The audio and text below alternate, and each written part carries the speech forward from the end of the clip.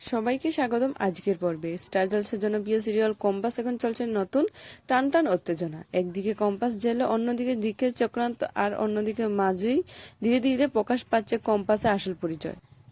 যারা ভাবছেন কম্পাস জেলে গিয়ে হার মেনে নিয়েছে তারা একদম ভুল। সাম্প্রতিক পর্ব অনুযায়ী দেখা যাচ্ছে জেলের ভিতর থেকেই কম্পাস তার মাস্টার প্ল্যান শুরু করেছে। নিজের তীক্ষ্ণ বুদ্ধি দিয়ে সে প্রমাণ করে জোগাড় করার চেষ্টা চালিয়ে যাচ্ছে। গল্পের সবচেয়ে বড় চমক হলো তার জন্মদাগ। হাতে জন্মদাগ প্রকাশ পায় ডিকের স্ত্রী বুঝতে পারে এই কম্পাসই তার হারিয়ে যাওয়া মেয়ে। অন্যদিকে কম্পাস ফর্মুলা হাতে নাতে ধরার জন্য এক ভিলেন সামনে আসে। সে নিজের কম্পাসকে আসল বাবা এবং ঋতুজাকে বিহানকে অখিলেশে মেরে ফেলার হুমকি দেয়।